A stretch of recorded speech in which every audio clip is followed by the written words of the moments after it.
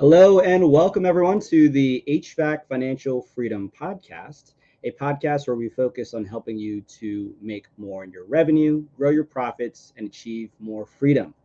And for today's guests, we will have two, and I'm very excited for them because they will help you to be able to accomplish all three of those objectives. And so let me give you a quick introduction before I welcome them into the room for the day. And so our guests, they not only have one, but they actually have six highly profitable businesses. And so they have the auto shop, which they owned and ran to a multi-million-dollar operation. They have Express Exterior Car Wash. They also have the seven-figure chiropractic business, NTC Health and Fitness. And they also have Texas Wine Posse, which Jerry describes as a hobby out of control. And so I'm excited because not only have they proven their success in one business, but they've seemed to develop a formula where no matter what industry, they're able to accomplish a wild, wild success. And so their most recent passion, which we'll be talking about at the end of the podcast, is a mentorship and mastermind group, which is called the Business Builders Mentor and Mastermind, which is a coaching and mentoring group teaching business owners how to own a business that gives true freedom. And one thing I was really excited about too is that they actually take off, I believe it's 4 to 5 months out of the year, just to explore, travel, and enjoy their lives. And so I think that's something that we all want to accomplish, something that I have not accomplished myself just yet. And so really excited to talk to them about their formulas and really how they achieve such great freedom in their life. And the two people we are introducing today to be on is going to be Jerry Kezhaya and Dr. Laura Shwaluk. And so bringing you guys on, welcome to the podcast, Jerry and Dr. Laura. Thanks, John. Glad to be here. It's a great day to learn how to grow your business. Booyah. Yes, it is. Let's hit it. So we currently, just so you know, we are currently working an average of 2.5 days a week. The rest of the time we are either traveling or we are hanging out at our ranch. So that's and currently we are operating 5 different companies. We've had 4 successful exits, and life is good. Life is really good. That's amazing. And I guess to kick things off, I mean, you guys have so many different ventures, but what got you into entrepreneurship to start off with? Is this something you've always dreamed of as a kid, or how'd you enter the entrepreneurship field? Ladies first. Okay, very good. Thank you. When I was 10 years old, one of my sisters and I, we were galloping on the horses through the barnyard, which we had been told many, many times not to do. Don't gallop the horses through the barnyard. Well, okay, so the horses spooked, and my sister got bucked off and hit her head, and she just wasn't quite the same. And so it There's a was joke there, either you know. drive an hour to go to the medical doctor or drive an hour to go to the chiropractor. And my dad asked my grandmother, okay, so which way do I go? And she said, well, the chiropractor's the least invasive and it's going to be the least traumatic for her. Take her there first. If that doesn't work, then take her to the medical to have an MRI or whatever needs to be done. And so my dad took us and he said, well, if it's good for one girl, I might as well take them both. Not only did my sister fully recover within like 2 or 3 visits, I just remember that it was so fun being there. And I thought, man, so from a 10-year-old perspective, I get to help people with my hands. My hands go with me everywhere. I Mm-hmm. get to see my friends all day long. They come to visit me and I get paid for it. This is awesome. I'm going to have my own business. So that's how it started. And I had my practice for 20 years.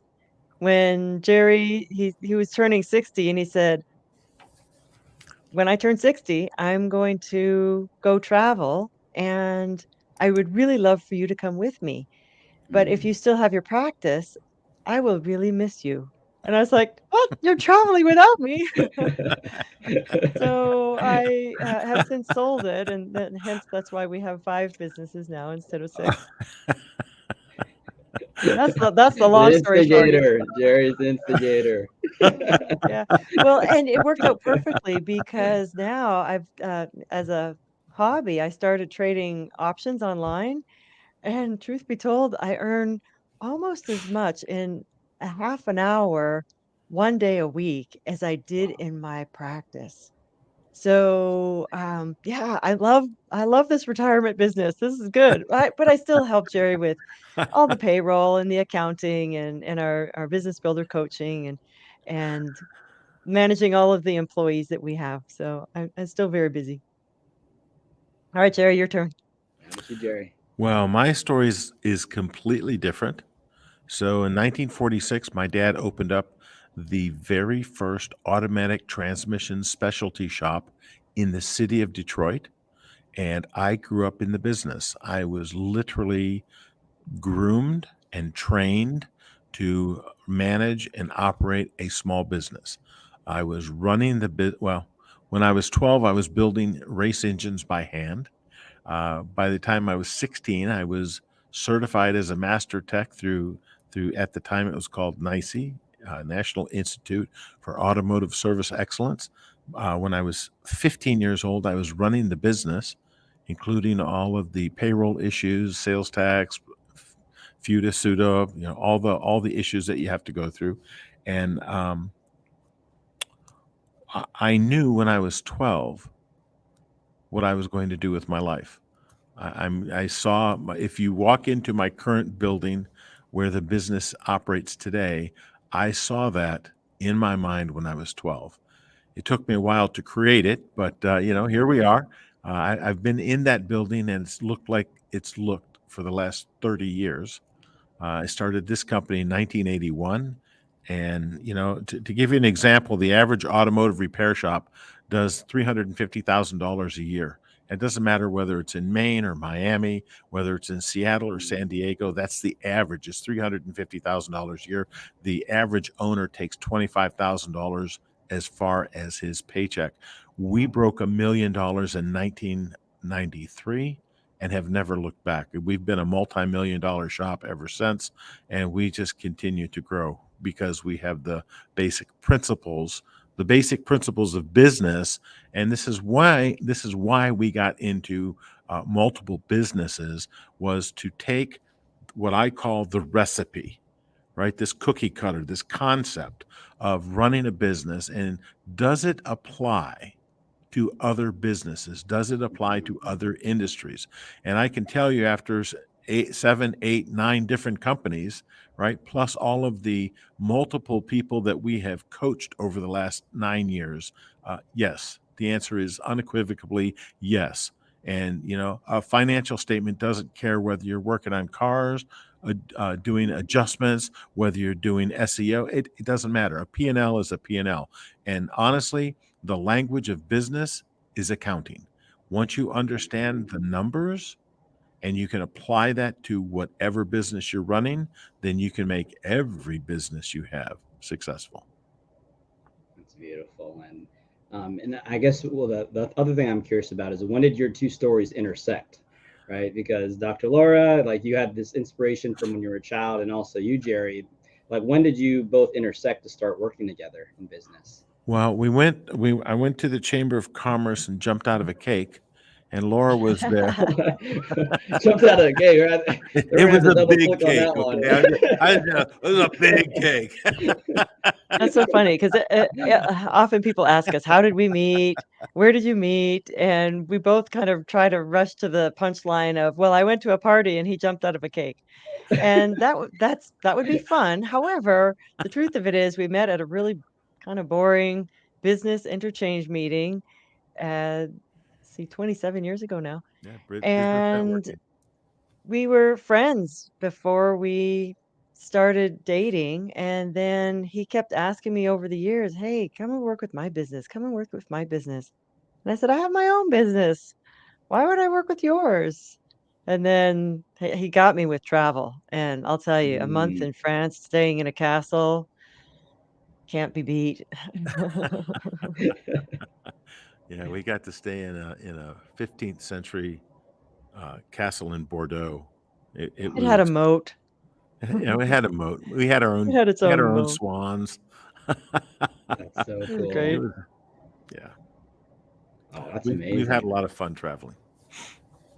Wow, that's amazing. So you met, you were friends first, then you convinced to join the business, and then a lot of questions that Well, I get too no, is, let me back up. We were friends, and Laura came up to me one day and said, "I understand you're really good with business." Well, how do you answer that without sounding like a real schmuck, right? And my answer was, what do you need, Doc? Again, we were friends. We'd been friends for almost 3 years at that time. And she said, I need a business plan. Can you help me do a business plan? And the answer is yes, of course. That's part of what we do. Um, I will tell, and at the time, when the planets align a certain way and God has a plan for you, I had just gotten separated, and she had just broken up with a relationship.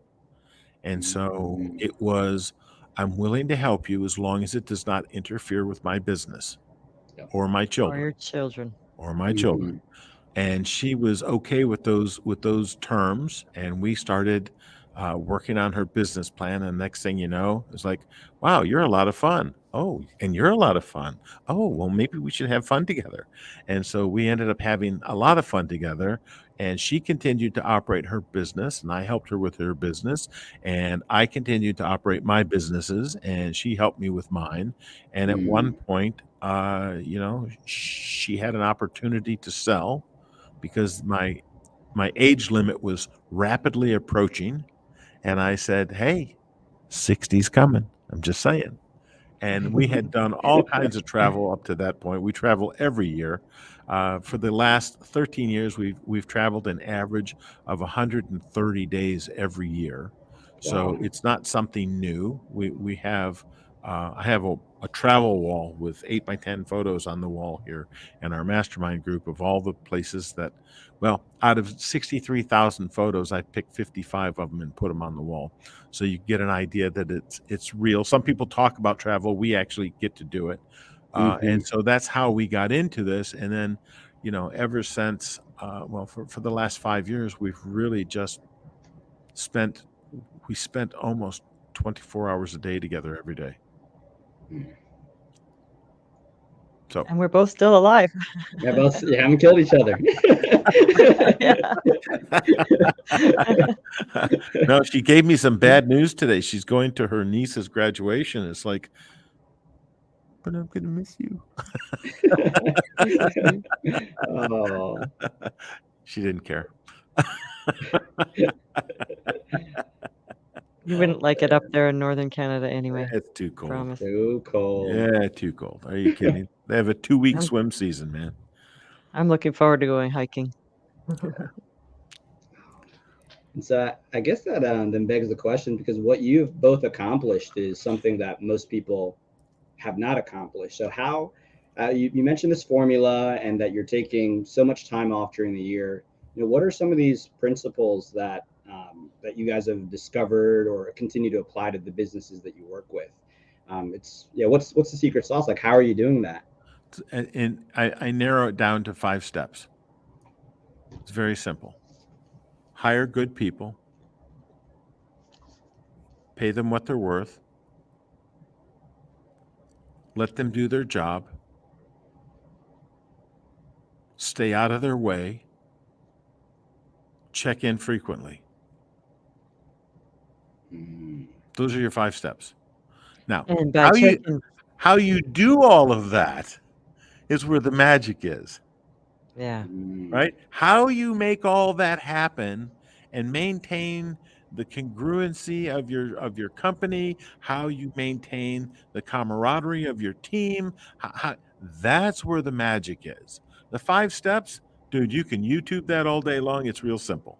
mhm, Hire good people, easy to do, right? Pay them what they're worth, sure, write a check. Where's the mhm, money come from? Oh, that's a whole different step. See, that's not part of the 5. But the mm. 5 are simple. Got it. And it sounds like it's centered around really good people. The people of your company are everything. Look, we wouldn't have the freedom we have. I wouldn't have the empire, the business empire that we've created if I didn't have great people. I mean, they are the key to everything. You must hire good people. The big mistake that most entrepreneurs make, John, is really simple. They go, "Oh, I'd really like to hire that person, but I can't afford them." Well, I don't know which football team you like, and I'm not a big football fan, which will probably cost us fans here. But I'll just tell you, if Jerry Jones wants to take the Cowboys to the Super Bowl, he's not going to continue hiring high school football quarterbacks. He's going to hire Tom Brady. He's going to hire, someone who's been to the Super Bowl at least, right? If you want to get to someplace, you've got to have someone in your corner that's been where you want to go. You can't keep trying to train them. The big mistake most entrepreneurs make is they go, "Okay, I'm a struggling small business owner and I'm trying to figure it out.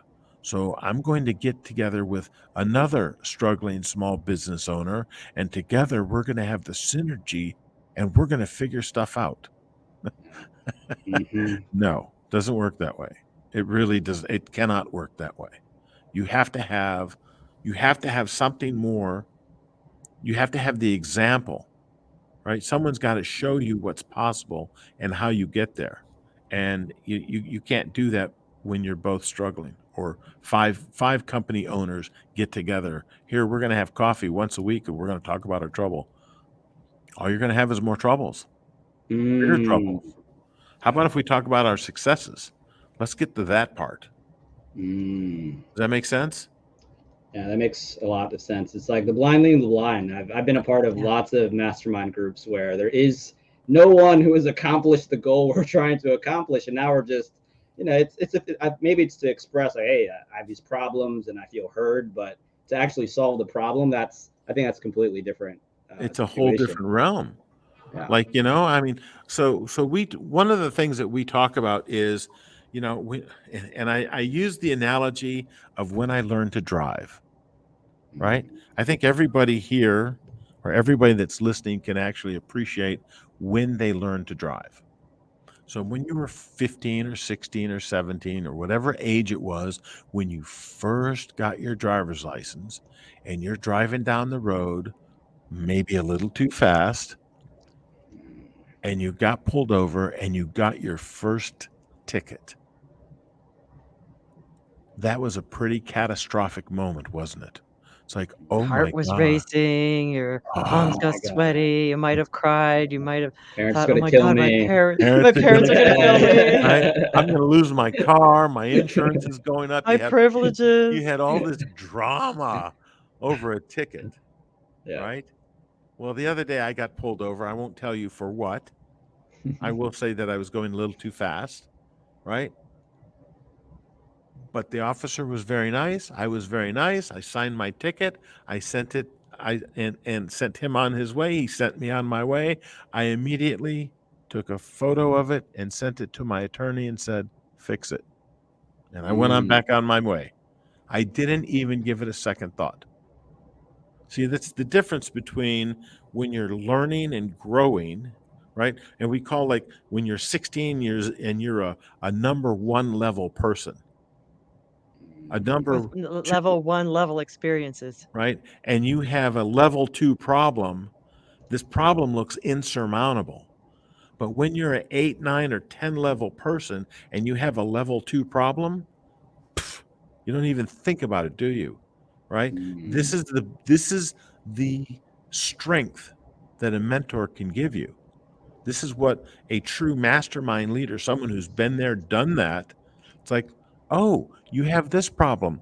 Let me tell you how I handled that 10 years ago or 20 years ago," and there's no sitting there trying to figure stuff out, because you have this one here is laying the roadmap out for you. So, "Look, John, let me show you how easy this is going to be for you to fix." And it's like, "Oh, I can breathe. Thank you." Right? Yeah. Wouldn't that be refreshing? It'd be beautiful. Yeah. Very refreshing. I love that. Yes, that's definitely a problem I see with a lot of the masterminds, and there's also a lot of coaches that are out nowadays where they know about the business process, but maybe have never run a business themselves too. Would that apply? That same principle apply to those types of business coaches where, they really don't have that experience, but they want to talk about the principles or learn from Tony Robbins, or I don't know what they did, but um, Doc, you want to talk about that? Well, it does apply. There's a direct correlation. And so if you hire a coach that has never had employees and you come across an employee that you're having difficulty with, or how to manage a team, how to hire, how to fire, how to do different things, if they've never had employees, how mhm. are they going to coach you? I mean, th- th- a book, I promise you, a book may have some foundational principles, but a book doesn't have experience. No. And you can't get experience from a book. You get experience from actually playing the game in real life. Wait a So, minute. You have a problem? Hang on. Let me look for it. It's yeah. hang on. Let Hang me on. Let me hang on. I took Pause notes. a Wait a moment. minute. Son of a gun. I can't find my notes. Let me get back to you. That doesn't work in the real world. Yes. It really so doesn't. here's And here's what happens. most coaches, unfortunately, are downsized corporate executives that have no Mm, concept of the small business world. It's a complete. mm, You speak different languages. Everything about it is different, right? yep. I mean, the coaching business right now is going to be like an $8 billion business, and there's people scrambling to get into it that really have a hard time fixing lunch. Mm, And how are you going to have them help you fix your multi-million-dollar business when they've never signed a paycheck on the front? mm, Like what experience are they bringing to the conversation, right? I mean, we've had multi-million-dollar payrolls for decades, hundreds of employees. And let me tell you, just as a reminder, when you have $1 million payroll, it really means like 1.3 to 1.4 million dollars must be generated just to cover the payroll, yes. much less the rest of the expenses of the company. So we have to generate huge amounts of cash to support our infrastructure. And Mm, if people don't have the experience, they've never done it, how would they be able to coach you to do it? mm-hmm. And keep also in mind regarding employees is that the people who got you to 500,000 are not the same people that'll get you to 1,000,000. And the ones that get you to 1,000,000 are not the same people that'll get you to 3,000,000, to Exactly. 5,000,000, to 10,000,000 and above. Yeah. Now, there Mm, may be the odd one or two that stay with you that grow as you grow. The majority of people, though, they're going to leave. The vision will change. There will be problems with management and personalities. And so these are all things to really, really keep in mind when you're hiring and when you're growing your business. A lot of people think, "Oh, well, I wanna grow my business, so I want more sales. If I get more leads and I get more sales, then I'll grow my business." Well, mm, whoa, whoa, whoa, whoa, whoa, wait a minute. Can your team even handle that? Can your team handle a 50% increase in leads? Are there written systems? Do you have things in place that will make the customer experience smooth? The other question is when we talk about hire good people, one question I'd like everybody that's listening to ask yourself, take a look at the person you just hired. Can you see yourself working for them instead of them working for you? mm, If you could not see yourself working for them, you hired the wrong person. mm, Even if it means, okay, I could see myself working for Laura, but she's going to have to grow a little bit. You know what I mean? As the employer, if I'm John, I'm going to hire you. I'm going to lay out a plan. I'm going to have you grow so that you can become a manager or a general manager in my company. mm. See, and if you're not hiring that type of person, unfortunately, what you're doing is you're setting yourself up for failure. It'll be a long-term failure or short-term failure, depending on how much you expect out of that employee, right? But if they're not general manager or owner material, man, I'd like to see you move on. Mm-hmm. So, does And that make sense? that makes, and I guess one question to have is, I feel like most people have experienced this where they started with a certain group of people, grew the company, and then they might have outgrown them. How do you guys have those conversations? As you're growing the company, it's someone that you maybe when you started, hey, I could see myself working for them, but as time has gone on, that might have changed. So what do you do in cases like that? Because those are people that you started with and you want to take care of, but maybe they're not the right people to take the business to the next level. How do you approach those situations? Well, that's a great question. And I will say that over the hundreds of employees that I've had, I have never, ever, ever terminated the employment of any employee where it was a shock to them. Mm. They know long before you do it. And the other employees commonly say, wow, it sure took him a long time to get rid of that guy or girl or whoever it is. And that's how you demoralize your amazing A players, because Mm. they know you should get rid of someone, and yet you want to hang on to them. You want to take care of them. And we're not, I don't want to come across as insensitive here. I do. It's okay. No. However, you need to hire slowly. Don't hire out of desperation. Hire slowly and fire quickly. Yes. Just because someone passes the mirror test doesn't mean they're going to be an employee. Do you know what the mirror test is? It's when you put a mirror in front of them and they fog the mirror, right? If they're fogging the mirror, that means they have breath in their body. Okay, you're eligible for Oh, hire. okay. No, no, no, no, no. Bad The idea. heartbeat, you're saying. They're alive. Yeah. You're barely alive. Okay, yeah, I think I can hire you. I'll find a spot for you because you're a good person. Okay.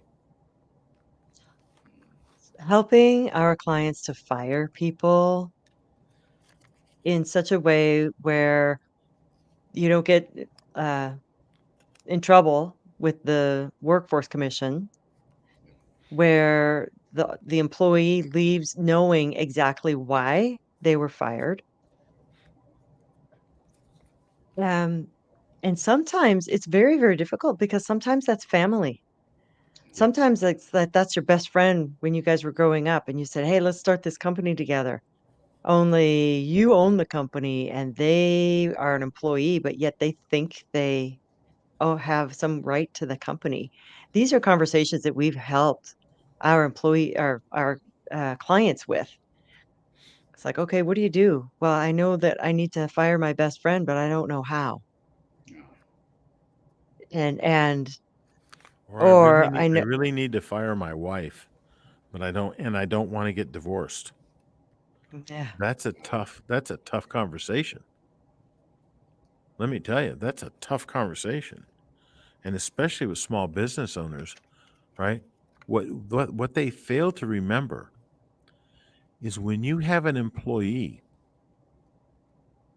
you have an implied contract.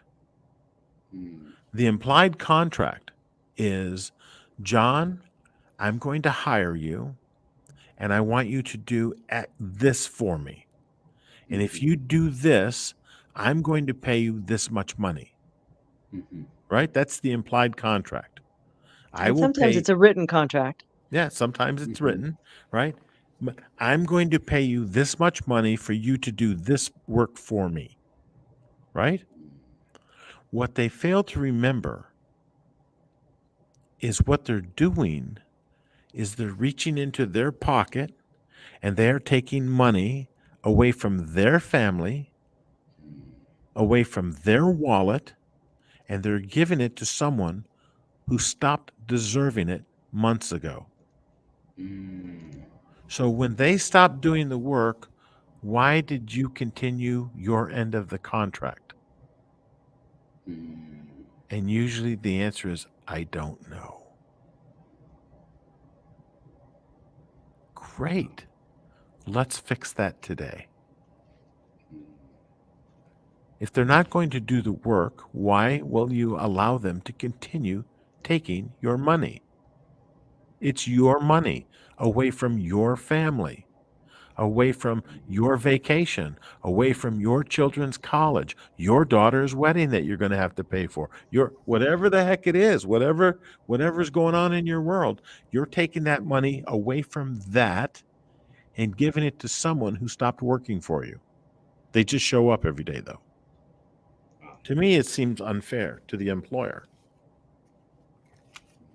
And there are ways to communicate to employees that make it very clear of your expectations, of reminding them why they got hired and the consequences of them not stepping up to the plate. So there's systems for that that make it so much easier. That's That's one of the things that we really help people with is systems, standard operating procedures and systems.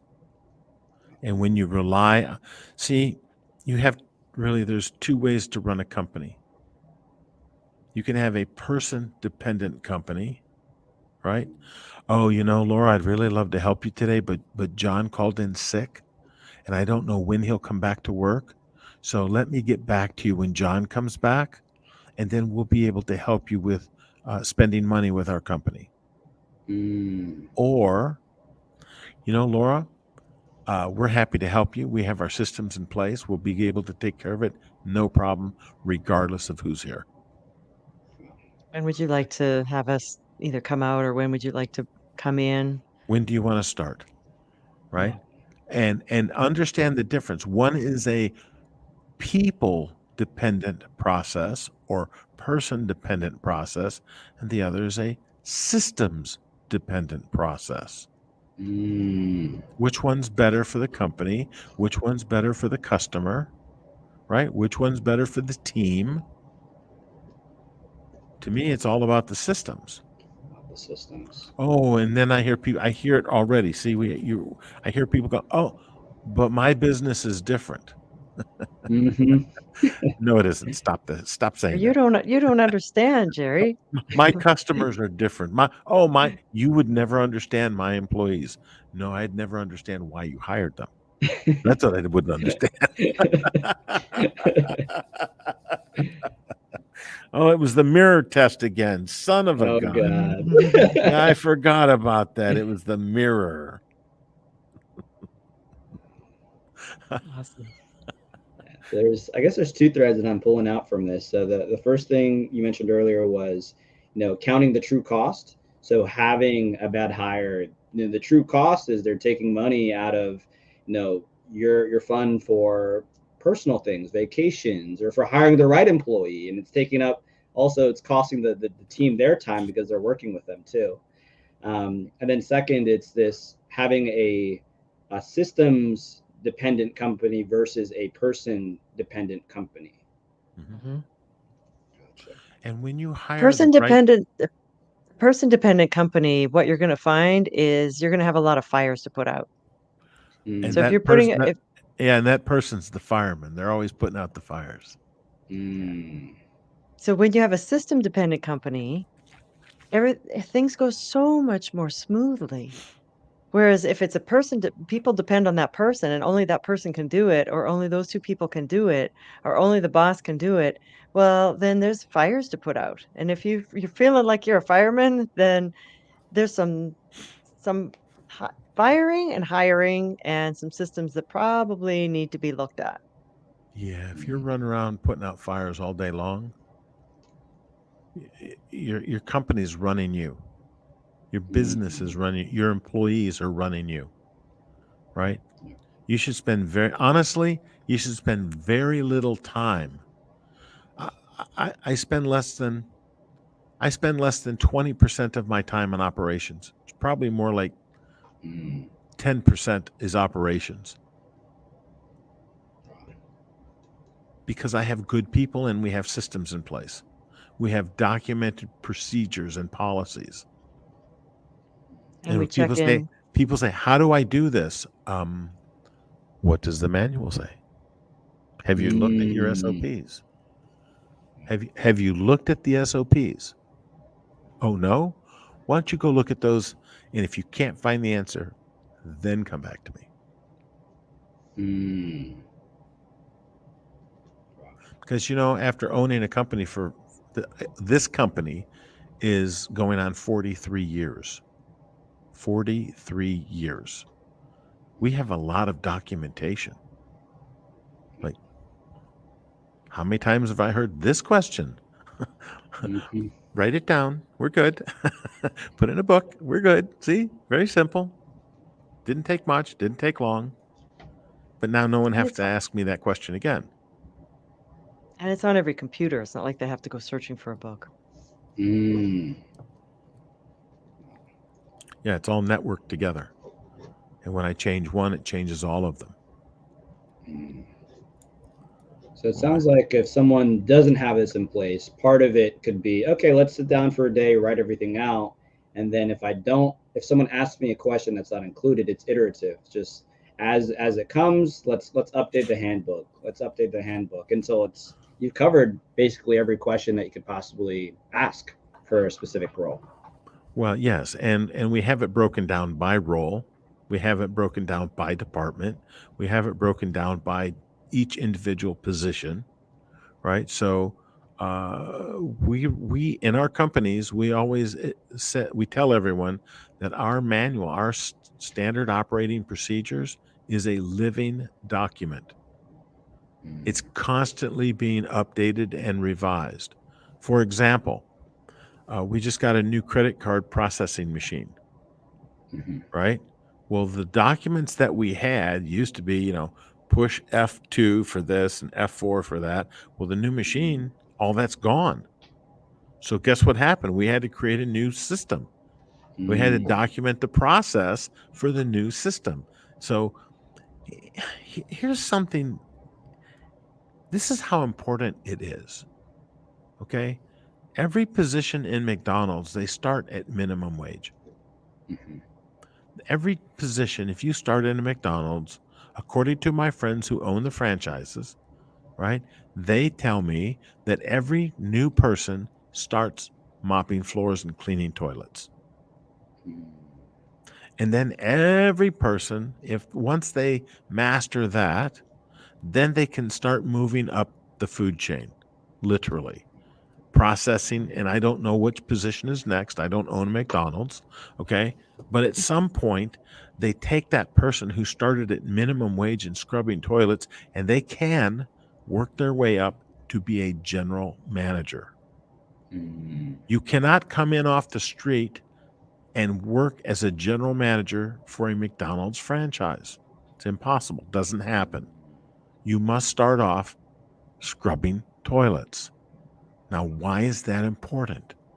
Because think about the people that come in and they're in high school and they start working at McDonald's as a part-time gig, and they are grown into a general manager and eventually even an ownership position.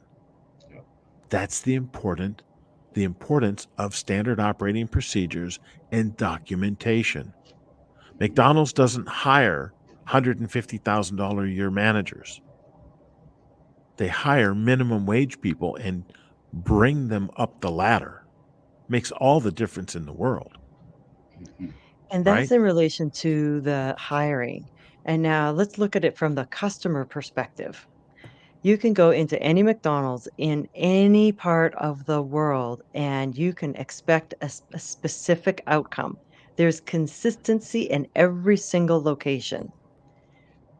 It's the lack of consistency that really is the biggest problem that business owners have that they don't even realize that they have. There are 2 restaurants in the same parking lot, right about a half a mile from where we have our offices.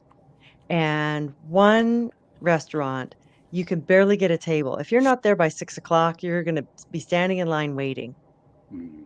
The other restaurant, it doesn't matter what time of day or evening you come in, there's going to be a table. In fact, the place is mostly empty. Why is that? It's because of lack of consistency with the service, the product, the physical environment. The The first staff, restaurant, the yeah, staff. the staff. So, but the thing is that even with the really busy restaurant, they still have staff turnover. They Mhm. do. However, the new staff that comes in, they are trained and they follow the systems. If they don't follow the systems, they go back to training or they're no longer there. Because it's consistency. So that it's not necessarily a foundational principle, if you will. However, it's something that'll either make or break your company. We have we have our employees, when they come on board, they need to understand how we do things at our company. And they say, okay, how you do what? What do I need to learn? How we do everything. How we answer the phones, how we take care of the customer, how we look at vehicles, how we mop the floor, how we make coffee, how we do everything. Oh, but that's not my job. It's everybody's job here.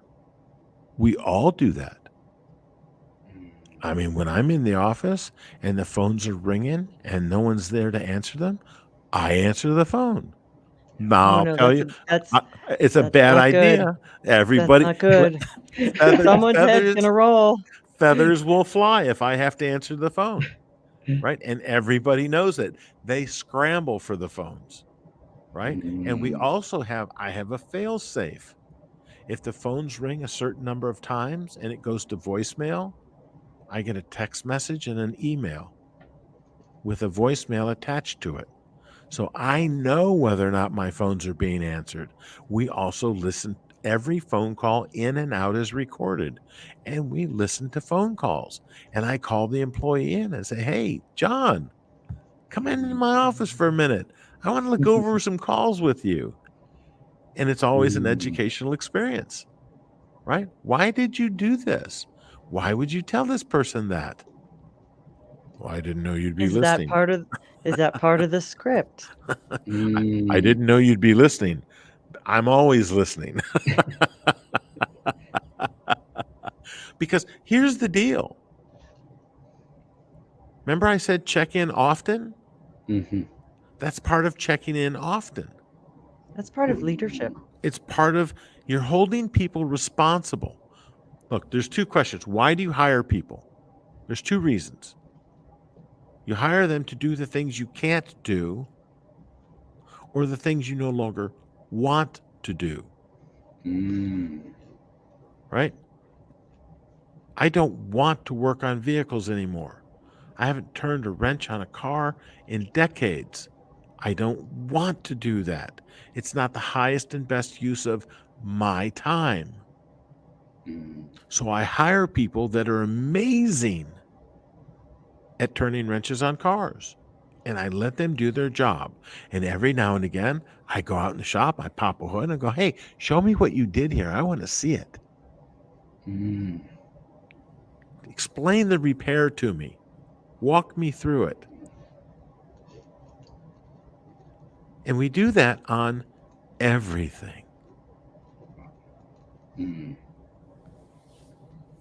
This makes sense. And that was gonna be one clarifying question I had, but you answered it because earlier I was thinking, okay, you want to hire the best people, but then we're talking about entry level people who are combined with a process. But now you've clarified there's two types of people that you're hiring. Mm-hmm. Um, Ones that have already gone where you want to go, and Mm-hmm. then secondarily, people who can execute on the process that was developed. Exactly. And the people that Got have already gone where you want to go, we want to train them how we do it in our company, how we want it done in our company, what makes us unique. See, if you don't have a reason, a like you need to be able to articulate what sets your company apart from all of your competition. Mm. That's one of the biggest things in marketing. You must differentiate yourself. What is it about your company that indicates to your customer that you are the best and most logical choice of everything else, including the choice of doing nothing. Because a confused mind never buys. Never. I don't care what it is.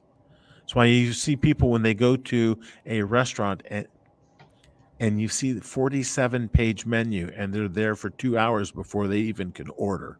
Because it's like, oh my God, there's so much to choose from. I don't even know what to do. Okay, go to a place that's got 4 items on the menu. You'll be in and out of there like right now making a decision, won't you? Because it's easy. You go, okay, do I want a hamburger? Do I want a hot dog? Do I want pizza? Do I want chicken? Okay, those are my 4 choices. Bing, you're done. Now you want 16 different flavors of chicken. You got, I mean, it's like, oh my God. I don't know, honey, what do you want? So now you have double the confusion, right? Yes. Too funny. Yeah. My God, and he's sober too. Yeah, wait till see him when he got a drink in his hand. Yeah, you really can't shut him up. Now, sometimes people ask us, they say, well, why do you have multiple businesses? Why don't you just grow the one business that you have that make it really, really big? And that's a really good question. And a lot of it depends on how well your first business is going. If your main business is running so well that you can leave for a month, and when you get back, it's not only still there, but it's even better than when you left, then maybe you're in a position to start another venture.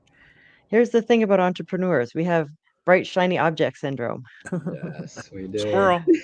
Squirrel. Squirrel. Oh I could, my gosh, that we're looks like so fun. good. That Oh, looks like that could fun. Oh, be a maybe I lot should of do fun. that. Oh, maybe I Let's go should write a try book. that. Maybe I should do a speaking tour. Maybe I should. Well, if your business, your HVAC, your pest control, your legal firm, whatever it may be, your chiropractic office, automotive industry, if it can run for a month or more without you, still be there when you get back, and your employees still be there when you get back, and be even better than before you left, then maybe it's time that you can start something else. If you can't do that, then don't. Just don't do it. Maximize what you have and get your stuff in place so that you can make that happen, because that's where freedom comes from. You have to, if if if you're running your business, there's really 3 types of businesses, probably 4, but I'm going to stick to 3 right now. One is you run your business like it's your job. You have to be there, right? It's like, oh You my created a God. job for yourself. Yeah, you didn't really create a business. What you've done is you've created a job for yourself that you have to be there 5, 6, or 7 days a week, and you're working probably from 7 a.m. to 7 p.m. and probably taking work home with you. Okay, all you've done is create a job for yourself. Sorry, that's really the bottom line. And your boss is a lunatic, so you might want to reevaluate. The second thing is when you start turning into an owner. And the owner, like for example, look at my hands. I do not work on automobiles. I am an owner. I don't have the calluses anymore. I don't have the grease under the fingernails. I am an owner. I don't work on cars. I work an average of 2.5 days a week. I am an owner. I have people that do the things for me that I no longer want to do or no longer can do. I did mention I'm old, right? The third one, and that's my favorite, is when you have a company as an investor. I don't even have keys to the car wash. I didn't know passwords for the computer. If I was standing in the lobby and someone said, you're the owner, can you ring up my car wash? Yeah, no, let me find somebody. I don't even know. I don't have passwords for the computers, man. Are you kidding? I look at reports, I collect money. I'm an investor. See, if you're running your business as it's your job, you have no business starting a second business. As the analogy I tell people is, if you have two companies, even in the Bible it says a man can only have one master, right? If you have two companies and you have a job in both of them, you're not operating at least one of them as an investor. If there's a fire and both companies happen to catch on fire, which one are you going to first? If you have an emergency in both companies at the same time, how are you going to take care of that? If you cannot, then you've gone about it the wrong way. Okay? My company catches on fire.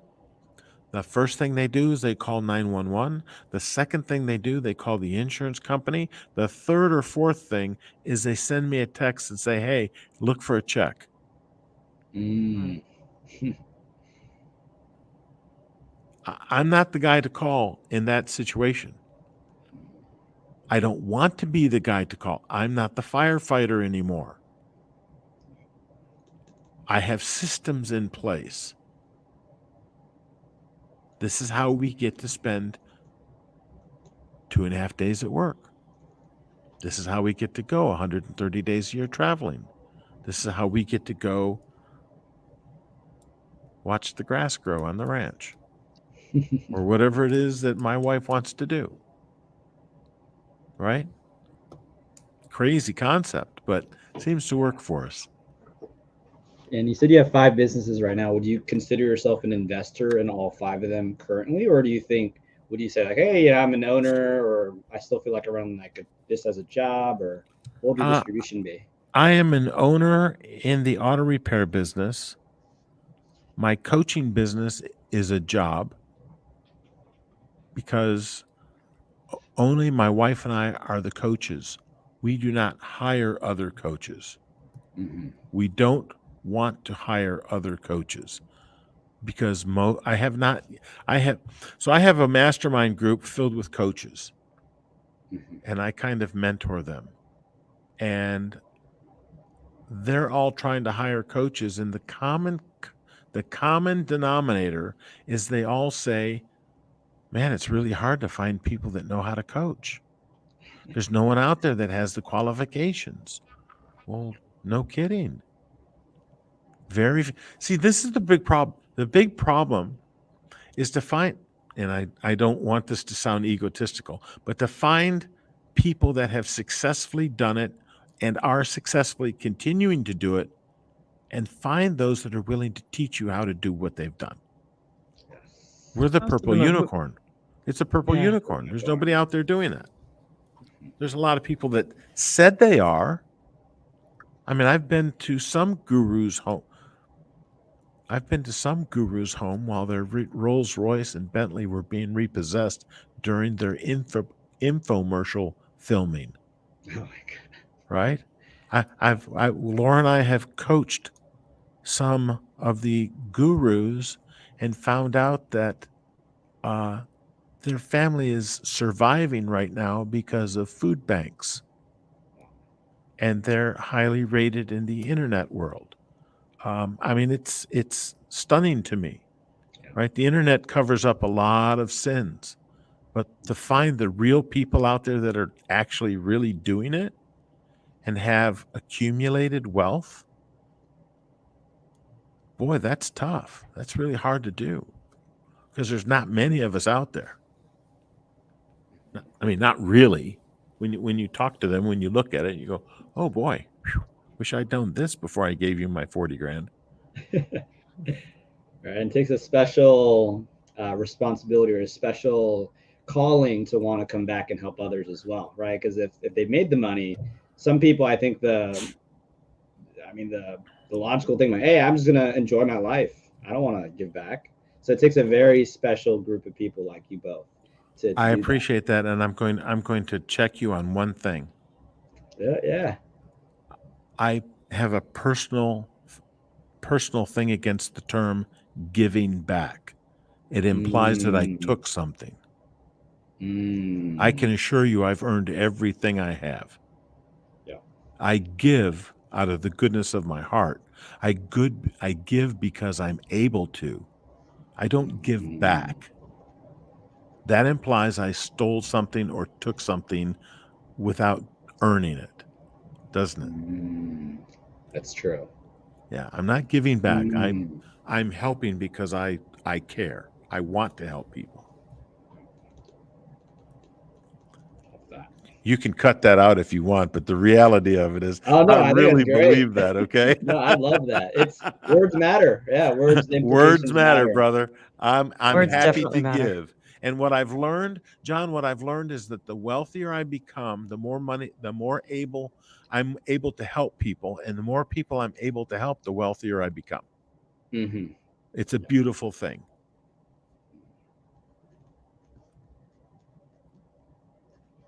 And I'd love to talk more about your mastermind.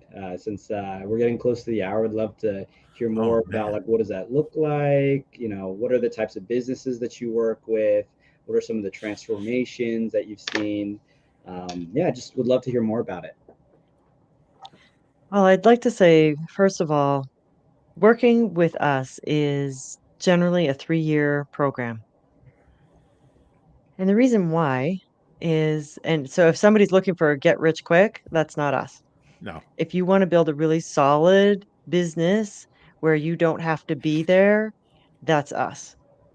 The first year is getting all the systems in place, getting the right people in place, getting your head in the Figuring right out where place. you're at. Yeah, where you're at, what do you want? And then the second year is really the part of the growing pains of, okay, well, that maybe that was a bad hire, or oh, this this product needs to go, or this new product needs to come in. It's really being strategic. So the second year is strategy. Third year, that's where explosive growth happens. That's really where explosive growth happens. And that's when it's also what people tell us is they're like, it's a little weird because they've gotten so used to working so hard in their business, and then they work so hard on their business, and now they're growing like faster than they ever had before, but they're not working as hard. Like they're like taking Fridays off, going golfing, going hunting, going, you know, whatever to a movie. And they feel rested, and yet their business is really growing. It's like this really weird, uncomfortable phase of, I'm finally getting what I wanted, but wow, this is like I feel guilty that I'm not at work. Yeah. And I'm not busting my butt. Mm. I'm not spending 12, 14 hours a day at the office or on the job doing what I used to do. And the growth is happening so much faster because I'm not doing it. How does that even work? Well, that's where the magic comes in. Mm, That's where the magic comes in. You've heard people, will sell you what you want and then will give you what you need. Most mm, people don't know what they want, and they certainly have no idea what they need. Everybody, 100% of the people that have come into our group have said the same thing. I need more sales. How I do need I more get more leads. sales?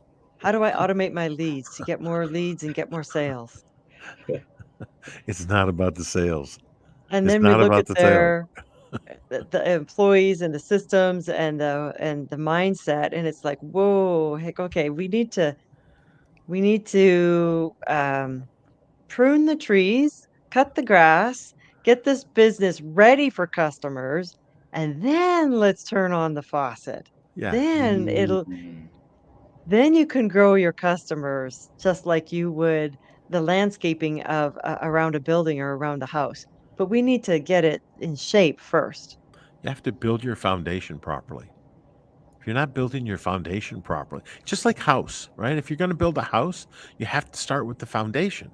You don't start with the Yes. roof or the ceiling or the walls. No, you have to have the solid foundation. It's the same thing with your business. You've got to have Mm, all of the basics down. And once you have the basics down and everything's running at as close to 100% as you can, because nothing's at 100%. But if you get going as close to 100 as you can, and you're able to take time away, mm, now let's open the faucets. Now let's grow this baby. Because what I've learned is if you have bad habits and you open the faucets, you're going to have a shit ton of unhappy people, employees, Mhm. customers, everybody, and it can rip the business apart.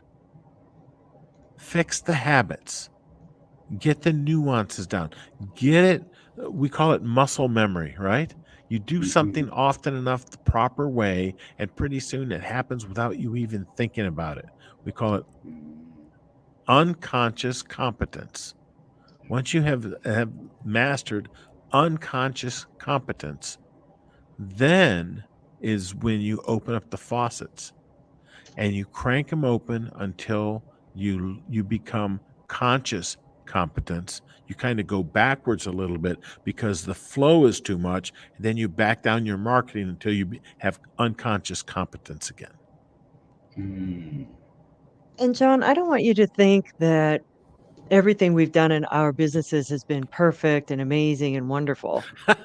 We've made bad hires. We've been there. We've done that. Jerry had pneumonia, what, 5.5 years ago, almost died. He was Oh my probably God. within an hour of dying. And at the time, we had a manager that we didn't know was stealing from us.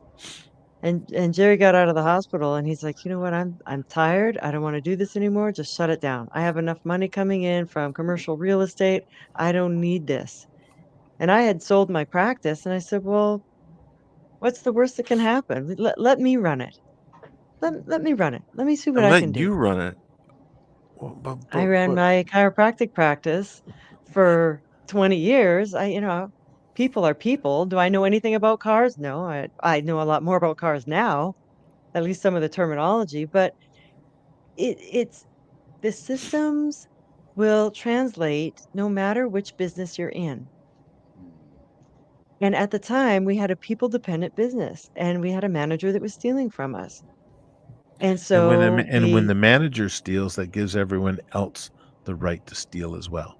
Mhm, Yes. including your employees, stealing them away Mm, from you. Hmm. So there were some people that I fired, there were new people that I hired, and I got everyone on board with following the systems. And when that happened, then we grew 25% year on year, 30% year over year. I've been managing the auto repair shop for this is what 4 years now. And we're sending them to training. They're really learning the systems. We're just it's a beautiful, wonderful thing. Your employees are what will give you freedom. We think it's money. We think it's money that's gonna give us freedom. It's the employees that give us freedom.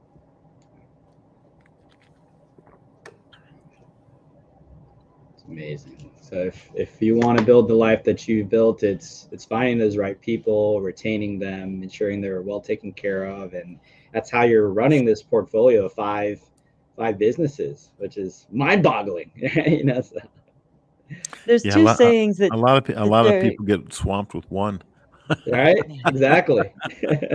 There's 2 sayings that Jerry and I really live by. One is, "I'm willing to do today what other people won't, so I can do tomorrow or later what other people can't." So I'll repeat that. "I'm willing to do today what other people won't, so that I can do tomorrow what other people can't." And the other is, "Grow people as the way of growing profits." Grow Mm, people as the way of growing profits. So this is your employees and your customers.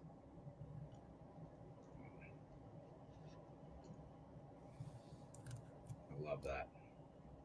That's amazing.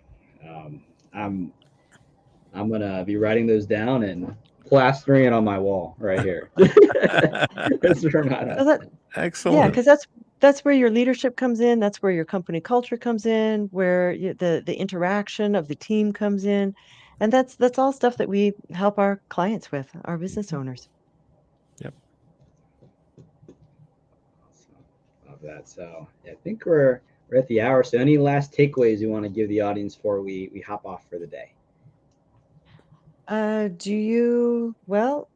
Last takeaways. Well, our way to contact us, is that okay to share? Yes, please. Okay. Can I duck down? Yeah, bbmmusa.com. Business Builders Mentor and Mastermind. bbmmusa.com. That's Business Builders Mentor Mastermind USA.com.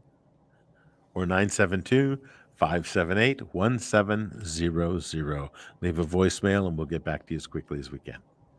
Yeah, Jerry's voicemail always says that he's out until Monday.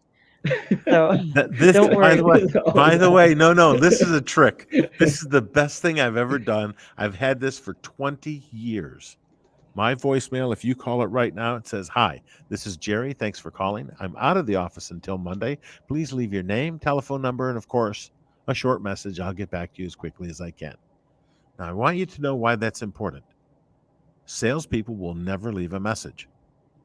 Mm. So you're not wasting your time. And my phone, by the way, never even rings in my office. There's no sound. It's permanently programmed never to ring. Mm. It's So in my he's never office. It's at my he's desk. never he's not interrupted by the phone ringing. I return He, people's phone calls on my schedule, not on Mm. yours. Because if I'm doing things on your schedule, I am interrupted and it breaks my flow. It interrupts my thoughts. And I don't ever want to deal with that. So leave a message. I'll get back to you as quickly as I can. And I always do. I return every phone call, even to salespeople, Mm. the ones that are brave enough to leave a message.